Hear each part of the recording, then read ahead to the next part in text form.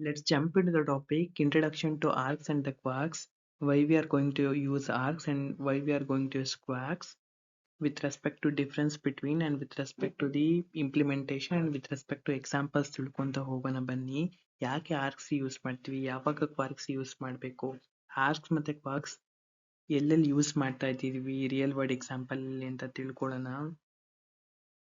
ನಮಸ್ಕಾರ, welcome back to Bharat builds. Today's topic introduction to args and kwargs. For example, ನೀವೊಂದು function create ಮಾಡಿದ್ದೀರಾ ಅಂತ imagine ಮಾಡಿ. ಆದ್ರೆ ಯೂಸರ್ಸು ಎಷ್ಟು ಆರ್ಗ್ಯುಮೆಂಟ್ ಪಾಸ್ ಮಾಡಿದ್ದಾರೆ ಅನ್ನೋದು ನಿಮಗೆ ಗೊತ್ತಿಲ್ಲ. No clarification about the arguments. Arguments ಅಂದ್ರೆ ಫಾರ್ ಎಕ್ಸಾಂಪಲ್, ಇವಾಗ ನೀವು ಫಂಕ್ಷನ್ ಬರುತ್ತೆ def adding two values like a b ಎರಡನ್ನೇ ಕ್ರಿಯೇಟ್ ಮಾಡಿರ್ತೀರಾ. Then return a plus b, then function call add of 2, 6, 7. But ನೀವಿಲ್ಲಿ ಪ್ಯಾರಾಮೀಟರ್ಸ್ ಎಷ್ಟು ಪಾಸ್ ಮಾಡಿದಿರಾ ಅವ್ರ ಆರ್ಗ್ಯುಮೆಂಟ್ಸ್ ಎಷ್ಟು ಪಾಸ್ ಮಾಡಿದಿರಾ? Only 2, that is a and b. But ನೀವಿಲ್ಲಿ ಪರ್ಫಾರ್ಮ್ ಏನ್ ಮಾಡಿದಿರಾ? Addition of 2 stuffs, right, a and b. But 2, 6, 7 ನಾನು ಈ ರೀತಿ ಪಾಸ್ ಮಾಡಿದಾಗ ಇಟ್ ಲೀಡ್ಸ್ ಟು ಎರರ್. ಈ ಎರರ್ ಇಂದ ಆಚೆ ಬರಬೇಕು ಅಂತ ಅಂದ್ರೆ ಪೈಥಾನ್ ಅಲ್ಲಿ ಮೋಸ್ಟ್ ಇಂಪಾರ್ಟೆಂಟ್ ಟಾಪಿಕ್ ಇದೆ. ಆ ಟಾಪಿಕ್ ನ ಆರ್ಕ್ಸ್ ಅಂತ ಕರೀತಾರೆ. ಸೊ ಈ ಎಕ್ಸಾಂಪಲ್ ನಿಮ್ ಡೌಟ್ಸ್ ನ ಕ್ಲಿಯರ್ ಮಾಡ್ತು. ಆರ್ಕ್ಸ್ ಯಾಕೆ ಯೂಸ್ ಮಾಡ್ತಾರೆ, ಕ್ವಾರ್ಕ್ಸ್ ಯಾಕೆ ಯೂಸ್ ಮಾಡ್ತಾರೆ ಅಂತ ಕ್ವಾರ್ಕ್ಸ್ ನೆಕ್ಸ್ಟ್ ಹೇಳ್ತಾ ಹೋಗ್ತೀನಿ. ಆಲ್ಸೋ ಇಲ್ಲಿ 2 ಆರ್ಗ್ಯುಮೆಂಟ್ಸ್ ಇರ್ಬೇಕಿತ್ತು, only a and b. But ಎಷ್ಟು ಆರ್ಗ್ಯುಮೆಂಟ್ ಇದೆ? 3 ಆರ್ಗ್ಯುಮೆಂಟ್ಸ್ ಇದೆ. ಸಮ್ಟೈಮ್ಸ್ 5 ಆರ್ಗ್ಯುಮೆಂಟ್ಸ್ ಇರ್ಬೋದು, ಆರ್ ಸಮ್ಟೈಮ್ಸ್ 100 ಆರ್ಗ್ಯುಮೆಂಟ್ಸ್ ಅಂದ್ರೆ 100 ಪ್ಯಾರಾಮೀಟರ್ಸ್ ವ್ಯಾಲ್ಯೂಸ್ ನ ಕೂಡ ಪಾಸ್ ಮಾಡಬಹುದು. ಆಗ ಪೈಥಾನ್ ನಲ್ಲಿ ಈ ಎಲ್ಲಾ ಫೀಚರ್ಸ್ ನ ಪ್ಯಾರಾಮೀಟರ್ಸ್ ನ ಹ್ಯಾಂಡಲ್ ಮಾಡೋಕೆ ಒಂದು ಪವರ್ಫುಲ್ ಫೀಚರ್ ಇದೆ. ಅದನ್ನ ಆರ್ಕ್ಸ್ ಅಂಡ್ ಕ್ವಾರ್ಕ್ಸ್ ಅಂತಾರೆ. ಅಂಡ್ ರಿಯಲ್ ಇಂಟರ್ವ್ಯೂ ಎಕ್ಸ್ಪೀರಿಯನ್ಸ್ ಹೇಳ್ಬೇಕು ಅಂದ್ರೆ, ನಾನು 3 ಇಂಟರ್ವ್ಯೂ ಅಲ್ಲಿ ಶಾರ್ಟ್ ಲಿಸ್ಟ್ ಆದಾಗ most frequently ask question, 3 interview ಅಲ್ಲಿ ಕೇಳಿದ question difference between args and kwargs with example ಅಂತ ಕೇಳಿದ್ದಾರೆ. ಸೊ ಫ್ರೀಕ್ವೆಂಟ್ ಆಗಿ ಆಸ್ಕ್ ಮಾಡುವಂತ ಕ್ವೆಶನ್ ಇದು. ಆಲ್ಸೋ ರಿಯಲ್ ವರ್ಲ್ಡ್ ಪ್ರಾಜೆಕ್ಟ್ಸ್ ಗಳಲ್ಲೂ ಇಂಪ್ಲಿಮೆಂಟ್ ಮಾಡ್ತೀವಿ. Let's understand it in simple way. Hope so args ಅರ್ಥ ಆಗಿದೆ ಅನ್ಕೊಂತೀನಿ. ಅಂಡ್ ಆರ್ಕ್ಸ್ ಒಂದು ಫಂಕ್ಷನ್ಗೆ ಮಲ್ಟಿಪಲ್ ಆರ್ಗ್ಯುಮೆಂಟ್ಸ್ ಅಕ್ಸೆಪ್ಟ್ ಮಾಡೋಕೆ ಹೆಲ್ಪ್ ಮಾಡುತ್ತೆ. Multiple arguments with respect to what ಅಂತಂದ್ರೆ positional arguments. Positional arguments are also called as the values like integer values or sometimes the float values. ಅಂದ್ರೆ numbering values ನ ಮಾತ್ರ support ಮಾಡುತ್ತೆ, ಅವಾಗ arcs ನ use ಮಾಡ್ತೀವಿ. ಇಲ್ಲಿ ಯೂಸರ್ ಎಷ್ಟೇ ವ್ಯಾಲ್ಯೂಸ್ ಕೊಡ್ಲಿ, ಫಾರ್ ಎಕ್ಸಾಂಪಲ್ ನೀವು ಇಲ್ಲಿ ಎಕ್ಸಾಂಪಲ್ ನ ಅಬ್ಸರ್ವ್ ಮಾಡಿ. ಫಾರ್ ಎಕ್ಸಾಂಪಲ್, ಈಗ instead of passing the parameters like a b I use arcs, and parameters I use 10, 20, sometimes 10, 20, 30, 10, 20, 30, 40, 50. You can give up to 100 parameters or infinite parameters. But when we use the arc like this, by default, by inbuilt nature, arcs reads to perform the operation in such a way that whatever the loop condition or whatever the if else conditions, it perform as it is. ಅಂದ್ರೆ ಯಾವುದೇ error ಇಲ್ದಲೆ work ನ perform ಮಾಡುತ್ತೆ. Example ಅಲ್ಲಿ ನೋಡಿ, then 10 plus 20 directly it adds 30 like this, then 60, then 150. ಅಂದ್ರೆ without errors ನೀವು infinite parameters positional values pass ಮಾಡಿದ್ರು ಕೂಡ ಸಪೋರ್ಟ್ ಮಾಡುತ್ತೆ. Also most key feature of this arcs ಏನಂತಂದ್ರೆ, ಆರ್ಕ್ಸ್ ಎಲ್ಲಾ ವ್ಯಾಲ್ಯೂಸ್ ನ ಯಾವ ರೀತಿ ಸ್ಟೋರ್ ಆಗುತ್ತೆ ಅಂದ್ರೆ ಈ ರೀತಿ ಟಪ್ಪಲ್ ಅಲ್ಲಿ ಸ್ಟೋರ್ ಆಗುತ್ತೆ. 1, 2, 3 ಲೈಕ್ ದಿಸ್ ಪೊಸಿಷನಲ್ ವ್ಯಾಲ್ಯೂಸ್ ನಾವ್ ಇಲ್ಲಿ ಏನೇನ್ ಪಾಸ್ ಮಾಡಿರ್ತೀವಿ ಔಟ್ಪುಟ್ ಪ್ರಿಂಟ್ ಮಾಡೋದಕ್ಕೆ ಎಲ್ಲ ಟಪ್ಪಲ್ ಸ್ಟೋರ್ ಆಗಿರುತ್ತೆ. ಯಾಕೆ ಟಪ್ಪಲ್ ಅಂತ ಅಂದ್ರೆ you can't modify. Why you can't modify? Tuple is a immutable. You can't alter the stuff inside the tuple. So once you pass the values to the arcs, you can't alter. Just you want to see the result by performing that function. Hope so. Arcs perfect ಆಗಿ ಅರ್ಥ ಆಗಿದೆ ಅನ್ಕೊಂತೀನಿ. ನಾವು understanding the ಕ್ವಾರ್ಕ್ಸ್ ನ ಎಲ್ಲೆಲ್ಲಿ use ಮಾಡ್ತೀವಿ ಅಂತ, as arcs ಎಲ್ಲೆಲ್ಲಿ ಯೂಸ್ ಮಾಡ್ತೀವಿ ಅಂದ್ರೆ ಪೊಸಿಷನಲ್ ಆರ್ಗ್ಯುಮೆಂಟ್ಸ್ ಅಂದ್ರೆ ನಂಬರಿಂಗ್ ವ್ಯಾಲ್ಯೂಸ್ ನ ಪಾಸ್ ಮಾಡೋದಕ್ಕೆ, ನಂಬರಿಂಗ್ ವ್ಯಾಲ್ಯೂಸ್ ನ ಸಪೋರ್ಟ್ ಮಾಡೋದಕ್ಕೆ ಆರ್ಕ್ಸ್ ನ ಯೂಸ್ ಮಾಡ್ತೀವಿ. ಬಟ್ ಕ್ವಾರ್ಕ್ಸ್ ನ ಎಲ್ಲೆಲ್ಲಿ ಯೂಸ್ ಮಾಡ್ತೀವಿ ಅಂದ್ರೆ with respect to when we are going to pass the string values like text data pass ಮಾಡೋದಕ್ಕೆ ಯೂಸ್ ಮಾಡ್ತೀವಿ ಬೈ ಡಿಫಾಲ್ಟ್ಲಿ. ಆರ್ಕ್ಸ್ ಎಲ್ಲಿ ಯೂಸ್ ಮಾಡ್ತೀವಿ with respect to numbers. Kwargs ಎಲ್ಲಿ ಯೂಸ್ ಮಾಡ್ತೀವಿ with respect to text.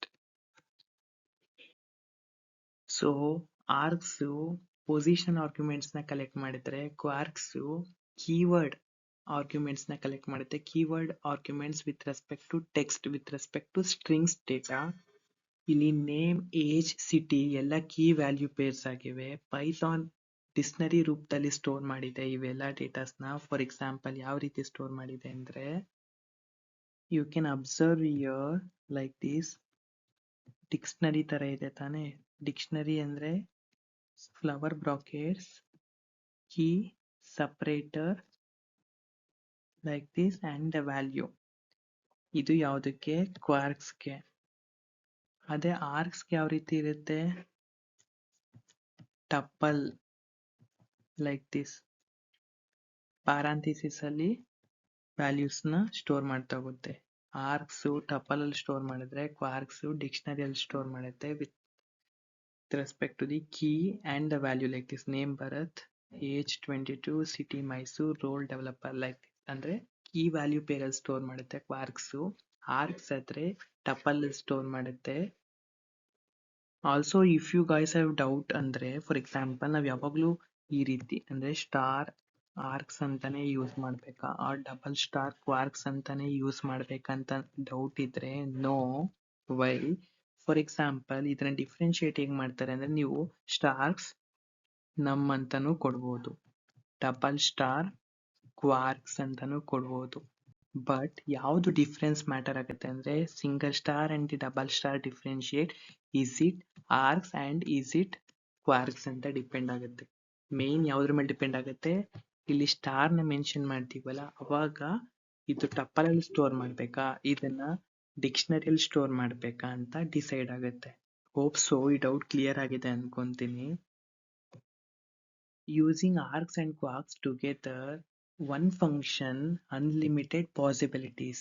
ಹೇಗೆ ಅಂತಂದ್ರೆ, ಇವಾಗ ಆರ್ಕ್ಸ್ ಮತ್ತೆ ಕ್ವಾರ್ಕ್ಸ್ ಎರಡನ್ನು ಒಂದೇ ಫಂಕ್ಷನ್ ಅಲ್ಲಿ ಯೂಸ್ ಮಾಡ್ಬೋದು. As you are observing like this. ಯಾವ ರೀತಿ ವರ್ಕ್ ಆಗುತ್ತೆ ಅಂದ್ರೆ, ಫಾರ್ ಎಕ್ಸಾಂಪಲ್ ಇಲ್ಲಿ ವ್ಯಾಲ್ಯೂಸ್ ನ ಪಾಸ್ ಮಾಡ್ತೀನಿ ನೋಡಿ. ಆರ್ಕ್ಸ್ ಗೆ ಟಪಲ್ ವ್ಯಾಲ್ಯೂಸ್ ಪಾಸ್ ಮಾಡಿದ್ದೀನಿ ಅಂಡ್ ಕ್ವಾರ್ಕ್ಸ್ ಗೆ ಯಾವ ರೀತಿ ಪಾಸ್ ಮಾಡಿದ್ದೀನಿ, ಕೀ ವ್ಯಾಲ್ಯೂ ಡಿಕ್ಷನರಿಯಲ್ಲಿ ಪಾಸ್ ಮಾಡಿದ್ದೀನಿ. ಬೈ ಡಿಫಾಲ್ಟ್ ನೋಡಿ, ಡೆಮೋ ಅಲ್ಲಿ 10, 20, 30 ಎಲ್ಲ ಟಪಲ್ ಅಲ್ಲಿ ವ್ಯಾಲ್ಯೂ ಸ್ಟೋರ್ ಆಗಿದೆ. ಅಂಡ್ ಇಲ್ಲಿ ನಾನು ಜಸ್ಟ್ ನೇಮ್ ಅಸೈನ್ ಮಾಡಿದ್ದೀನಿ. ಇದು ಕೀ ವ್ಯಾಲ್ಯೂ ಪೇರ್ ಡಿಕ್ಷನರಿ ತರ ವ್ಯಾಲ್ಯೂ ಅಸೈನ್ ಆಗಿದೆ. ಇನ್ನೊಂದು ಕೀ ಟ್ರಿಕ್ ಹೇಳಬೇಕು ಅಂದ್ರೆ, whether you are going to use the both tuple and the dictionaries ಅಂದ್ರೆ, ನೀವು ಯೂಸ್ ಆದ್ರೂ ಮಾಡಿ ಬಿಟ್ಟಾದ್ರೂ ಬಿಡಿ, ಯಾವಾಗ್ಲೂ ಎರಡು ಯೂಸ್ ಮಾಡಿದ್ರೆ ನೀವು ಯಾವ ರೀತಿ ವ್ಯಾಲ್ಯೂಸ್ ಪಾಸ್ ಮಾಡಿದ್ರೆ, ಇದೆ tuple or the list and the number, integer, float and the dictionary values, whatever the value you pass, you can't get the error. ಯಾಕೆಂದ್ರೆ ಬೈ ಡಿಫಾಲ್ಟ್ ಇದು ಟಪಲ್ಗೆ ಸೇರ್ಬೇಕಾ ಇದು ಡಿಕ್ಷನರಿಗೆ ಸೇರ್ಬೇಕಾ ಅಂತ ಆರ್ಕ್ಸ್ ಮತ್ತೆ ಕ್ವಾರ್ಕ್ಸ್ ಯೂಸ್ ಮಾಡಿರೋದ್ರಿಂದ ವ್ಯಾಲ್ಯೂ ಸ್ಟೋರ್ ಆಗುತ್ತೆ ಅಂಡ್ ಪರ್ಫಾರ್ಮ್ ಮಾಡುತ್ತೆ. ಅಂದ್ರೆ ಅರ್ಥಮೆಟಿಕ್ ಆಪರೇಷನ್ಸ್ ಇದೆ, ಅರ್ಥಮೆಟಿಕ್ ಆಪರೇಷನ್ ಅಂಡ್ ಸ್ಟೋರ್ ಮಾಡುವಂತ ಆಪರೇಷನ್ಸ್ ಇದೆ, ಸ್ಟೋರ್ ಮಾಡುತ್ತೆ. ಫಾರ್ ಎಕ್ಸಾಂಪಲ್ ಇಲ್ಲಿ ನೋಡಿ, 10, 20, 30 ಡೈರೆಕ್ಟ್ ಆಗಿ ಅದು ಆರ್ಕ್ಸ್ ಹೋಗಿ ಸ್ಟೋರ್ ಆಗುತ್ತೆ. ಅಂದ್ರೆ ಟಪಲ್ ಅಲ್ಲಿ ಸ್ಟೋರ್ ಆಗಿದೆ. ಎಲ್ಲಿ you can observe here like 10, 20, 30 directly stored to the arcs, and also name, city, role is directly stored into quarks. ಹೇಗೆ ಅಂದ್ರೆ, by remembering the one rule, tuple and the dictionary in terms of arcs and quarks. Also ಇನ್ನೊಂದು most important ನೀವು ಯಾವಾಗ್ಲೂ ನೆನಪಲ್ಲಿ ಇಟ್ಕೋಬೇಕು ಅಂದ್ರೆ, order of the args and the kwargs. ಇಲ್ಲಿ ನೀವು ಫಂಕ್ಷನ್ ಅಲ್ಲಿ ಡಿಫೈನ್ ಮಾಡ್ತೀರಲ್ಲ, ಈ ಆರ್ಡರ್ ಮಸ್ಟ್ ಅಂಡ್ ಶುಡ್ ಯಾವಾಗ್ಲೂ ಆರ್ಕ್ಸ್ ಫಸ್ಟ್ ಇರಬೇಕು, ದೆನ್ ಸೆಕೆಂಡ್ ಕ್ವಾರ್ಕ್ಸ್ ಇರುತ್ತೆ. ನೀವೇನಾದ್ರೂ ಇಂಟರ್ಚೇಂಜ್ ಆಗಿ ಬರೆದ್ರೆ whole program leads to error. Order must and should and ನೀವು ಆರ್ಗ್ಯುಮೆಂಟ್ಸ್ ಅಲ್ಲಿ ಪಾಸ್ ಬೈ ಡಿಫಾಲ್ಟ್ ನಂಬರ್ ಆದ್ರೂ ಪಾಸ್ ಮಾಡಿ, ಅಲ್ಲಿ dictionaries or tuples whatever values pass ಮಾಡಿ. ಬಟ್ ಎರಡನ್ನೂ ಯೂಸ್ ಮಾಡಿದ್ರೆ ಇನ್ ಕೇಸ್ ನಿಮಗೆ ಎರರ್ ಗೆಟ್ಟಿಂಗ್ ಚಾನ್ಸಸ್ ಕಡಿಮೆ ಆಗ್ತಾ ಹೋಗುತ್ತೆ. Let's understand the real world example of arcs and the quarks where it's going to shine. Imagine you are going to build a food order system. Then customers can add any number of extras and provide any number of extra details.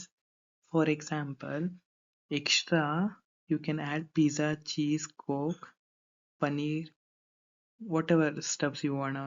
These all in stored in the extras, and the values, the Mysuru UPI and the no options like note payment and the address is stored in the quarks. Why it's stored in the quarks? The values is in the form of dictionaries, and these values is in the form of tuple values. So by default separation ಮಾಡುತ್ತೆ, like cheese, coke and the pizza, item pizza. Yeah. Then details like this dictionaries. Also, I forget to mention one point.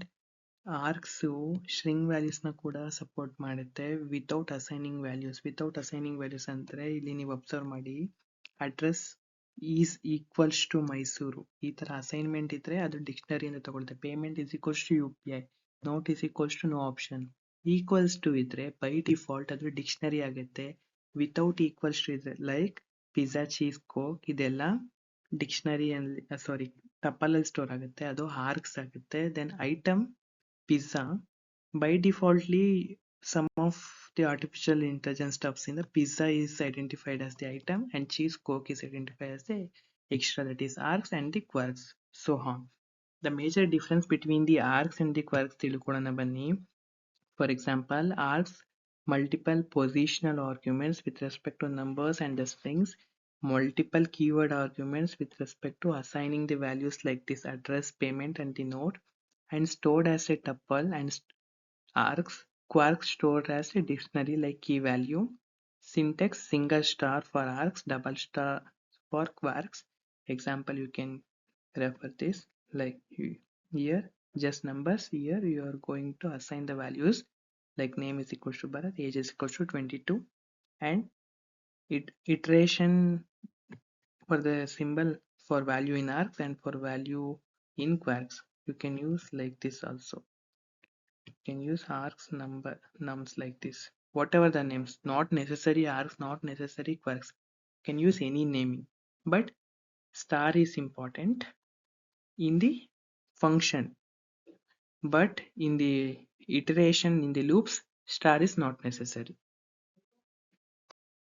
Also useful ಅಂತ ಬಂದ್ರೆ API ಅಲ್ಲಿ frameworks and framework configuration, utility function, dynamic input handling ಎಲ್ಲ ಕಡೆ args ಮತ್ತೆ kwargs ನ use ಮಾಡ್ತೀವಿ. Because at every time input what we are going to provide will changes ಅನ್ನೋ ಟೈಮಲ್ಲಿ ಸಮ್ಟೈಮ್ಸ್ 5 ಇನ್ಪುಟ್ಸ್ ಇರುತ್ತೆ, ಸಮ್ಟೈಮ್ಸ್ 10 ಇನ್ಪುಟ್ಸ್ ಇರುತ್ತೆ. ಅವಾಗ ಆರ್ಕ್ಸ್ ಮತ್ತೆ ಕ್ವಾರ್ಕ್ಸ್ ನ ಯೂಸ್ ಮಾಡ್ತೀವಿ.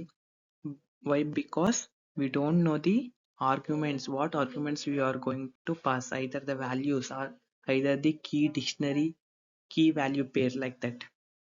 Let's finally summary points ಗೆ ಬಂದಿದ್ದೀನಿ. ಆಲ್ಮೋಸ್ಟ್ ಎಲ್ಲ ಪಾಯಿಂಟ್ಸ್ ನ ಎಕ್ಸ್ಪ್ಲೈನ್ ಮಾಡಿದ್ದೀನಿ. ಆರ್ಕ್ಸ್ ಯಾವಾಗ ಯೂಸ್ ಮಾಡ್ತೀವಿ with respect to positional arguments, quarks with respect to key value pair ಅಂದ್ರೆ ಅಸೈನ್ ವ್ಯಾಲ್ಯೂ ಮಾಡೋಕೆ ಯೂಸ್ ಮಾಡ್ತೀವಿ. You can use both the function together all together. and order matter, what orders matter? Always arcs first ಇರಬೇಕು and then quarks. then clean code, flexible code ಬರೆಯೋದಕ್ಕೆ developers arcs ಮತ್ತೆ kwargs ನ use ಮಾಡ್ತಾರೆ. Because error ಬರಲ್ಲ, positional values ನಮಗೆ ಗೊತ್ತಿಲ್ಲದಲೆ ಅನ್ಪ್ರೆಡಿಕ್ಟ್ ಇದ್ದಾಗ. and real world example as I already explained. and common mistakes, most importantly order matter ಆಗುತ್ತೆ and dictionary with respect to you must and should define the both key and the value. Not only the key and not only the value. You must and should assign the values, both key and the values. And forgetting stars, like single star, anti, double star, must and should in the function. And in the looping statements, it not necessary, but when we are going to use the exact name like args and the quarks, the star is not necessary. ಈ ರೀತಿ for example for key value in kwargs ಅಂತ ಇದ್ದಾಗ you must and should use kwargs like this. Hope so complete args and kwargs ಅರ್ಥ ಆಗಿದೆ ಅನ್ಕೊಂತೀನಿ. ಇದೇ ರೀತಿ tech related content ಇನ್ನ ಬೇಕು ಅಂದ್ರೆ ಭರತ್ ಪಿಲ್ಸ್ನ ಫಾಲೋ ಮಾಡಿ. ನಾನು ಬಿಗಿನರ್ ಇದ್ದೀನಿ, ನಾನು ನಿಮ್ ಜೊತೆ ಕಲಿತಾ ಹೋಗ್ತಾ ಇದ್ದೀನಿ. ಏನ್ ಇಂಪ್ರೂವೈಸೇಷನ್ ಮಾಡ್ಕೋಬೇಕು ಅಂತ ಕಮೆಂಟ್ ಅಲ್ಲಿ ಸಜೆಸ್ಟ್ ಮಾಡಿ. Thank you, keep supporting. Follow ಮಾಡ್ತೀರಲ್ವಾ? ಲೈಕ್ ಮಾಡಿ, ಸಬ್ಸ್ಕ್ರೈಬ್ ಮಾಡಿ, ನಿಮ್ಮ ಫ್ರೆಂಡ್ಸ್ಗೆ ಯಾರ್ಯಾರಿಗೆ ಹೆಲ್ಪ್ ಆಗುತ್ತೆ ಇದನ್ನು ಶೇರ್ ಮಾಡಿ. Keep supporting. Thank you.